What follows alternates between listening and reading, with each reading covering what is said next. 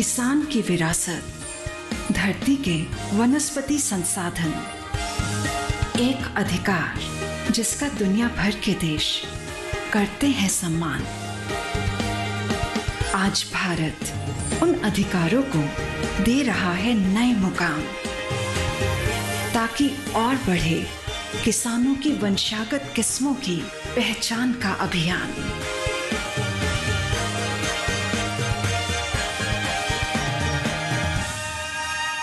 नमस्कार किसान भाइयों बहनों, देख रहे हैं आप दूरदर्शन किसान। हमारे खास कार्यक्रम कृषि दर्शन में स्वागत है आप सभी का। मैं हूं आपके साथ आदिति शर्मा। किसान भाइयों बहनों, आज के हमारे इस कार्यक्रम में हम आपको बताने वाले हैं केचुआ खाद बनाने की विधि के बारे में। फिर आपको बताने वाले हैं कृषि स्टार्टअप्स के क्षेत्र में किस तरह से सहायता मिल रही है हमारे युवाओं को, और फिर हम आपको बताएंगे हमारी सरकार की कुछ अनूठी पहल के बारे में, और कृषि मंत्रालय से भी रहेगा कुछ खास। तो फिर आइए आज के अंक की हम यहाँ शुरुआत करते हैं। पराली जलाना एक गंभीर समस्या है, और बता दें आपको इस दिशा में हमारी सरकार ने कई अहम कदम उठाए हैं, जिनके बारे में विस्तृत जानकारी दे रहे हैं कृषि मंत्रालय की डीडी किसान स्टूडियो से कृषि मंत्रालय के अतिरिक्त आयुक्त डॉक्टर विजय कुमार काले। आइए आपको दिखाते हैं। जैसा कि आप सब जानते हैं कि फसल अवशेष जलाना से जो है काफ़ी वायु प्रदूषण होता है, और उससे हमारी जो मिट्टी की जो परत है वो भी ख़राब होती है।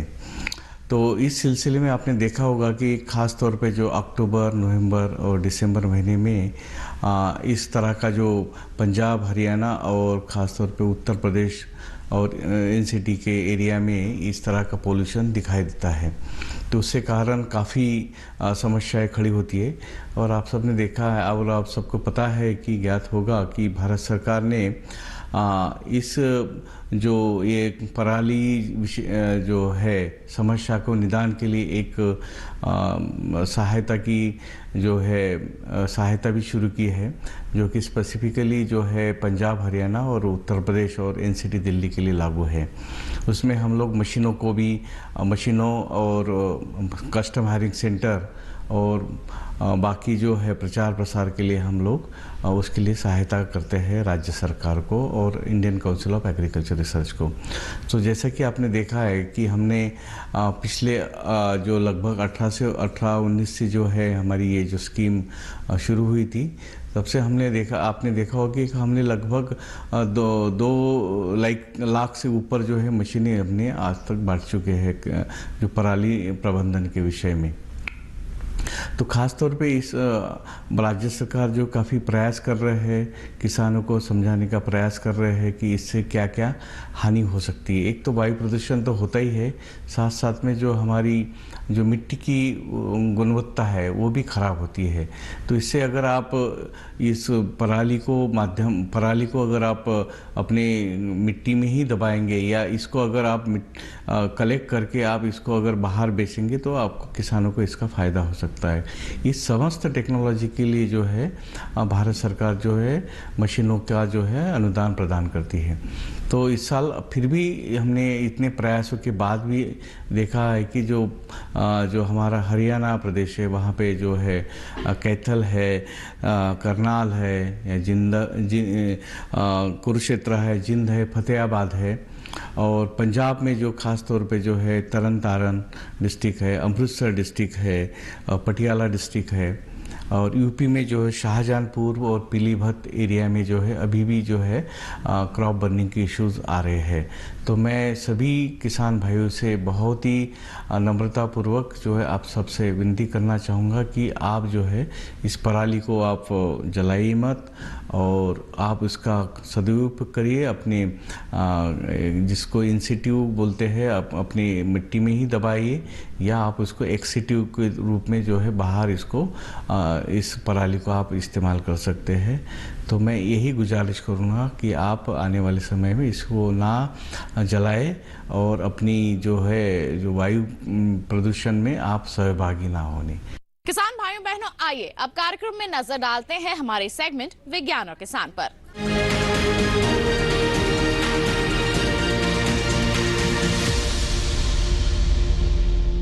खेती किसानी के क्षेत्र में उन्नति करनी है तो हमें थोड़ा बदलाव तो लाना ही होगा। जी हाँ, हमारे जो किसान हैं अब खेती के परिवेश में बदलाव ला रहे हैं। अब रासायनों की जगह वो ऑर्गेनिक या फिर कहें जैविक पदार्थों का इस्तेमाल कर रहे हैं, और ऐसा ही एक जैविक पदार्थ कहें या फिर खाद कहें वो है केचुआ खाद। तो किस तरह से आप केचुआ खाद बना सकते हैं, कैसे इसे अपने खेतों के लिए, अपनी फसलों के लिए फायदेमंद बना सकते हैं, आइए दिखाते हैं आपको इसके बारे में जानकारी हमारे सेगमेंट विज्ञान और किसान में।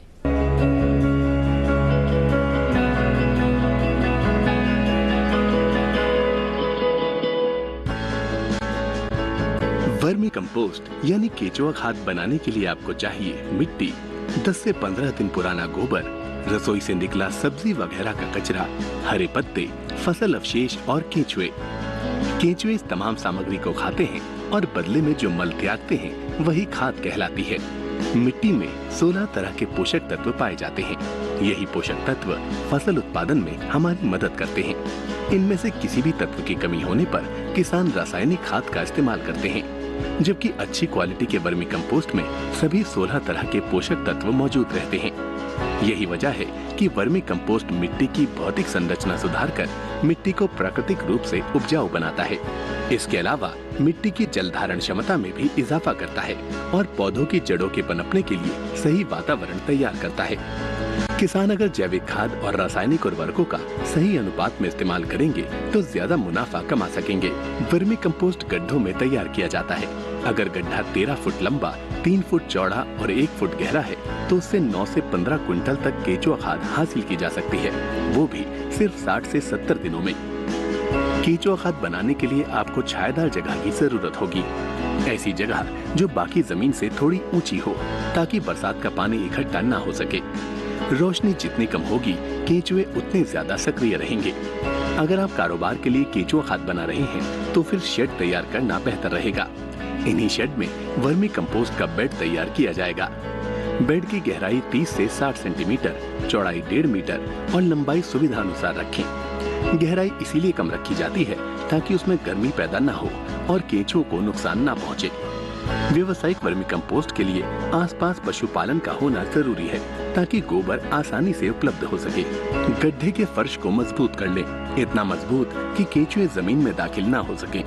याद रहे, फर्श को पक्का नहीं करना है। पक्का कर देंगे तो अतिरिक्त पानी जमीन के अंदर नहीं जा सकेगा। 2 गड्ढों के बीच कम से कम 1 फुट की दूरी रखें ताकि चलने फिरने के लिए जगह मिल सके। कंपोस्ट तैयार करने के लिए सबसे पहले नारियल का छिलका, केले के पत्ते और पुआल जैसी फसल अवशेष की 3 से 4 इंच की परत बिछा दें। इसे हार्ड बेड कहते हैं। इसके ऊपर गोबर और उपजाऊ मिट्टी को बराबर मात्रा में मिलाकर 6 इंच की परत बिछा दें। इसके बाद हर गड्ढे में 4,500 केंचुए डालें। इस तरह हर वर्ग फुट में केंचुओं की संख्या 100 होगी। सबसे अच्छी किस्म लाल रंग वाली एस्किनिया फेटिडा है। इसे रेड वर्म या टाइगर वर्म के नाम से भी जाना जाता है। इसके ऊपर तीसरी परत बिछाई जाएगी जिसमें कार्बनिक जैव अवशेष और उतनी ही मात्रा में गोबर मिलाकर डालना होगा। गोबर 10 से 15 दिन पुराना होना चाहिए। ताज़ा गोबर डालेंगे तो केंचुए मर जाएंगे। ये परत 12 इंच की होगी। अवशेष और अपशिष्ट जितने बारीक कटे होंगे केंचुओं के लिए उतने ही बेहतर रहेंगे। अवशेष अधपका होना चाहिए। अगर अधपका नहीं है तो 15 दिन तक गोबर में मिलाकर रख दें। उसके बाद ही उसे गड्ढे में डालें। इसके बाद गड्ढे को बोरे बिछाकर ढक दें। इससे ढेर में नमी बनी रहेगी। सर्दियों में हर दिन 1 बार और गर्मियों में 2 बार पानी का छिड़काव करें। हवा की आवाजाही और तापमान बनाए रखने के लिए 30 से 35 दिन बाद ढेर की पलटाई कर लें। इससे ढेर में बनी गैस भी बाहर निकल जाएगी। जब ढेर चाय की पत्ती जैसा दिखाई देने लगे तो समझ लीजिए केंचुआ खाद तैयार है। अब पानी का छिड़काव बंद कर दें और उसे सूखने दें। खाद तैयार होने के बाद ढेर के ऊपर पतली गोबर की परत चढ़ा दें। सारे केंचुए इसमें आकर इकट्ठे हो जाएंगे। इन केंचुओं को अलग कर लें जो आगे खाद बनाने में काम आएंगे। इस तरह बनी खाद को पैक करके आप किसानों को बेच सकते हैं।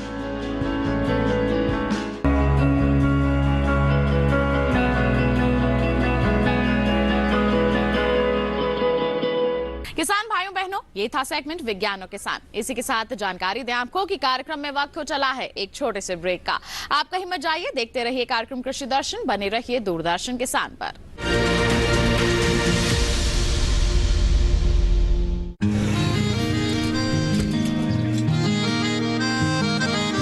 क्या बात है भाई, आजकल तो काफी खुश नजर आ रहे हो।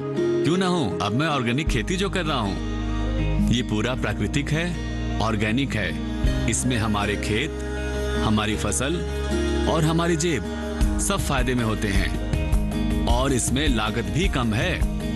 जी हाँ, आप भी ऑर्गेनिक खाद का प्रयोग करें, अपनी फसल और मिट्टी को तंदुरुस्त बनाएं और आपकी आमदनी में इजाफा करें। अधिक जानकारी के लिए किसान call centre toll free number 1800-180-1551 पर कॉल करें और लॉग ऑन करें kisan.gov.in और farmer.gov.in। कृषि और किसान कल्याण मंत्रालय द्वारा किसान हित में जारी।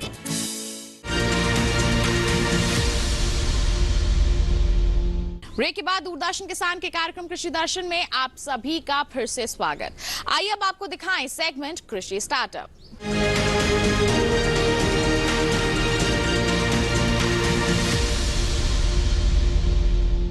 हमारे देश में स्टार्टअप्स की एक लहर सी चल रही है। जी हाँ, कृषि के क्षेत्र की बात करें तो ये भी इसे अछूता नहीं है। हमारे युवा अब नए नए स्टार्टअप्स लेकर आ रहे हैं और उसमें सफल भी हो रहे हैं और इसमें उनकी सहायता कर रहा है हिसार एग्रीकल्चर यूनिवर्सिटी। जी हाँ, इस यूनिवर्सिटी में कई तरह के प्रशिक्षण कार्यक्रम चलाए जा रहे हैं। हमारे युवाओं को प्रोत्साहित किया जा रहा है, साथ ही साथ बता दें आपको आर्थिक सहायता भी दी जा रही है। तो फिर आइए किस तरह की है HAU यानी कि हिसार एग्रीकल्चर यूनिवर्सिटी की भूमिका इस क्षेत्र में, दिखाते हैं आपको।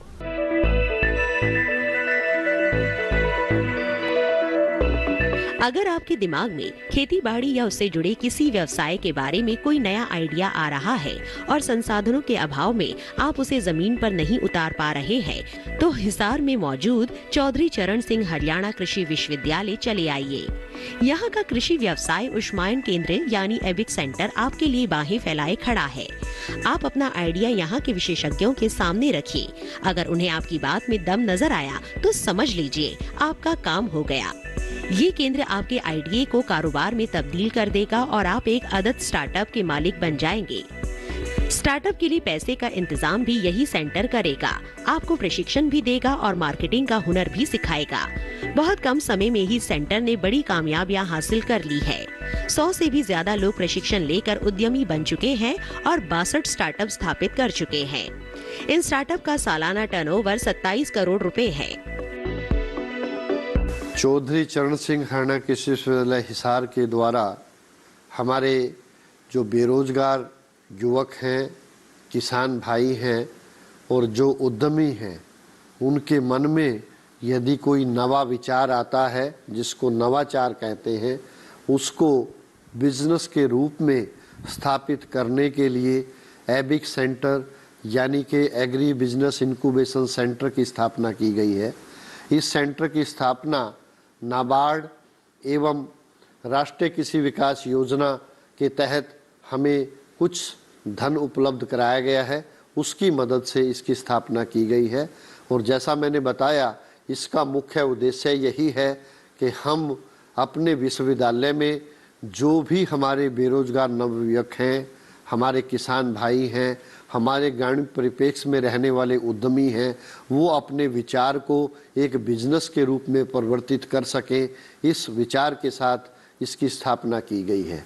अभी तक इस सेंटर के माध्यम से हमने लगभग 101 जो हमारे उद्यमी हैं उनको ट्रेनिंग दिया है और वो यहाँ से ट्रेनिंग प्राप्त करने के बाद उसमें से 62 जो हमारे स्टार्टअप्स हैं वो स्टार्ट हुए हैं, जिनको हमने आज के दिन 62 स्टार्टअप्स का जो सालाना टर्नओवर है वो 27 करोड़ रुपए है। इस प्रकार से हम इस केंद्र की मदद से उनको तकनीकी प्रशिक्षण भी देते हैं, उनको धन मुहैया कराने के लिए हम बैंक से जोड़ते हैं और वो तो के मार्केटिंग भी कर सके अपने प्रोडक्ट का, उसके लिए मार्केट भी जोड़ा जाता है। यानी कि स्टार्टअप को पूर्णतः हम स्वायत्त बनाने के लिए यहाँ पे प्रशिक्षण देते हैं। इसके तहत हम हर साल ये कार्य करते हैं और इस बार भी 210 आवेदन हमें प्राप्त हुए हैं, जिनको हम इस वर्ष के अंदर दोबारा से प्रशिक्षण देंगे ताकि वो अपना बिजनेस शुरू कर सकें। एबिक सेंटर की स्थापना में नाबार्ड का बहुत बड़ा योगदान है। 2017 में नाबार्ड ने सेंटर के लिए 12.25 करोड़ रुपए मंजूर किए थे। ये रकम 5 साल में खर्च की जानी है। दरअसल ये सेंटर नाबार्ड और राष्ट्रीय कृषि विकास योजना के तहत ही नवाचार को प्रोत्साहित करने का काम कर रहा है। अब तक 27 स्टार्टअप को 3 करोड़ 15 लाख रुपए की रकम ये सेंटर मुहैया करा चुका है। इसमें भारत सरकार के द्वारा भी, जैसा कि मैंने बताया, कि 27 स्टार्टअप्स को एबिक की मदद से 3 करोड़ 15 लाख रुपए का धन मुहैया कराया गया है।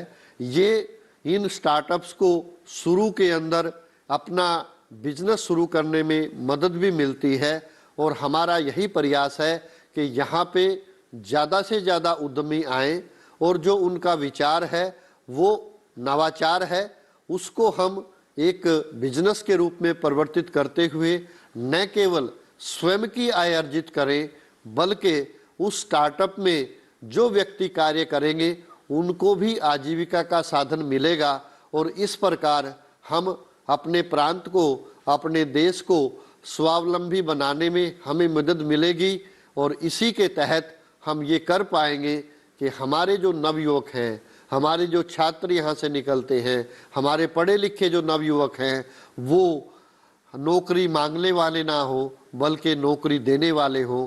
इस उद्देश्य के साथ ही एबिक की स्थापना की गई है।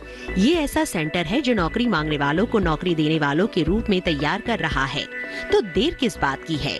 अगर आपके जहन में भी है कोई आइडिया तो पहुंच जाइए हरियाणा कृषि विश्वविद्यालय, क्योंकि आगे भी यहाँ का एबिक सेंटर नए लोगों को प्रशिक्षण की योजना बना रहा है।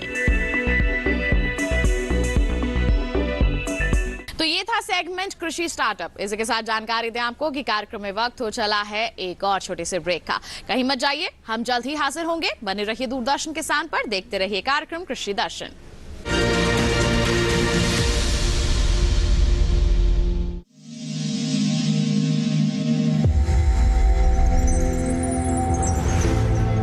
आत्मनिर्भर किसान भारत की शान।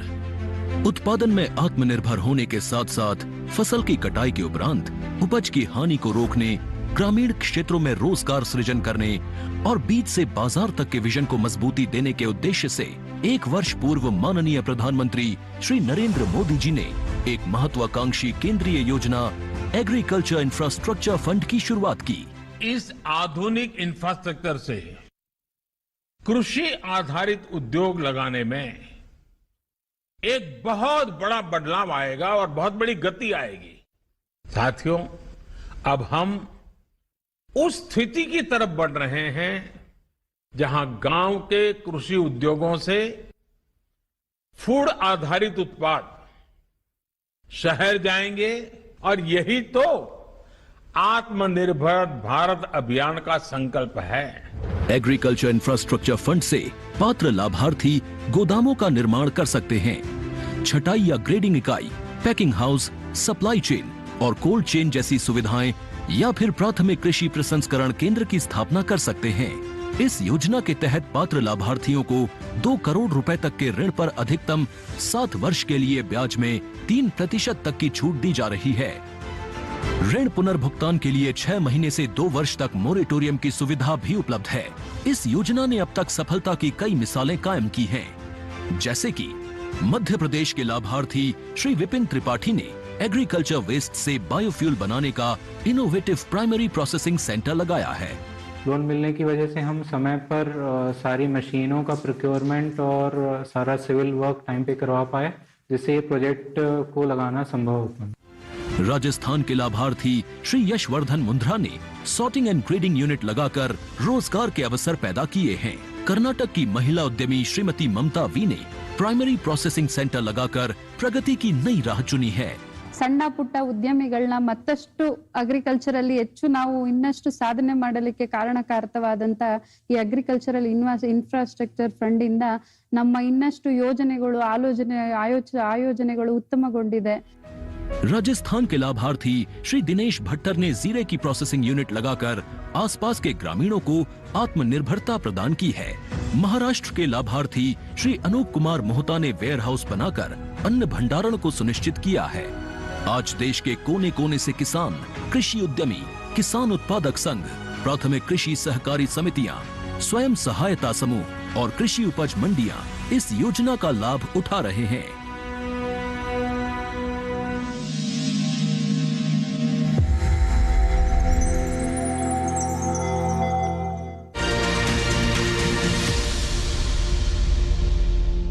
ब्रेक के बाद दूरदर्शन किसान के कार्यक्रम कृषि दर्शन में आप सभी का फिर से स्वागत। आइए अब आपको दिखाते हैं हमारा सेगमेंट फार्मिंग इंडिया।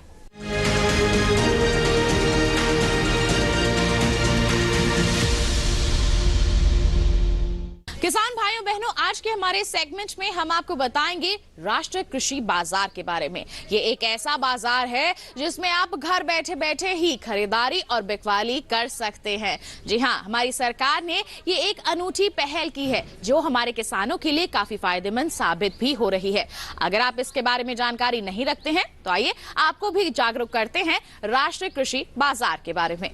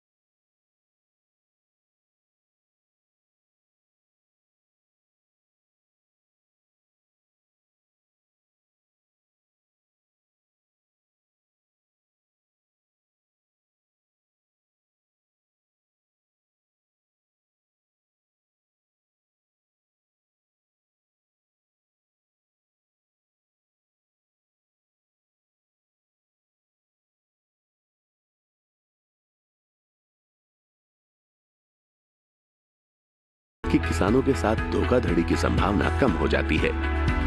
दूसरा फायदा ये है कि अन्नदाता की पहुंच ज्यादा मंडियों और व्यापारियों तक सीधे हो गई है।